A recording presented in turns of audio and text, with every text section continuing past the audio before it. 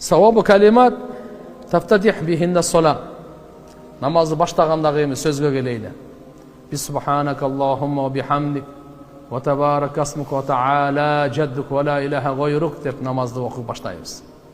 Ушуну сананын дуасы деп коебуз, кол байлагандын дуасы деп коебуз. Окулганчы Алла Тааланы улуктаган сөздөр. Пайгамбар саллаллаху алейхи ва саллям кээде ушундай сөздөр менен да баштаган, кээде башка зикирлер менен да баштаган. Ибн Умар разияллаху анхумадан риваят айтат, биз бир жолу Пайгамбар саллаллаху алейхи ва саллям менен бирге намаз окуп атат элек, бир киши ошо жамааттан Аллаху акбару кабира вальхамдулиллахи касира ва субханаллахи букрата ва асила деген сөздү айтты дейт. Пайгамбарыбыз айтты, манин каил калимата када ва када.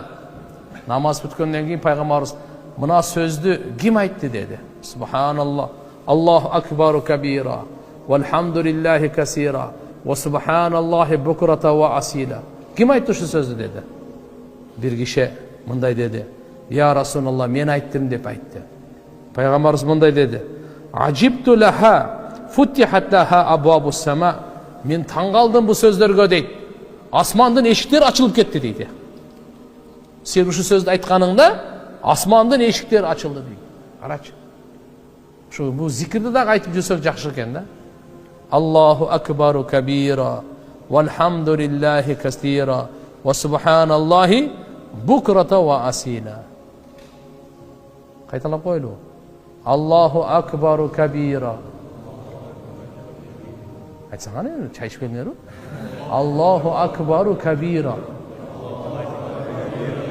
вальхамдулиллахи касира ва субханаллахи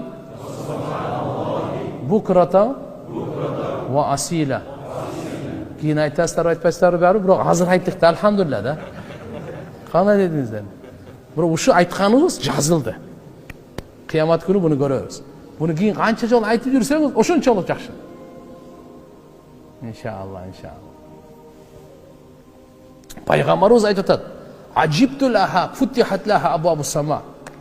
Uşu sözgө men таң калдым дейт. Peygamberimiz aytат, "Асмандын эшиктери ачылып кетти, таң калганым ушу" дейт. Атиги чочулап кетсе да мен не бала кылып бердимби деп, Болсо ушу сөздү айтып берген да. Мынакей, бул намаздын башында айткан, башталганындачы.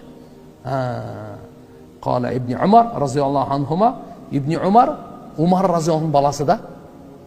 Сүннөткө өтө бекем болгондо бир нерсени кармаса өмүрүн аягына чейин таштаган эмес.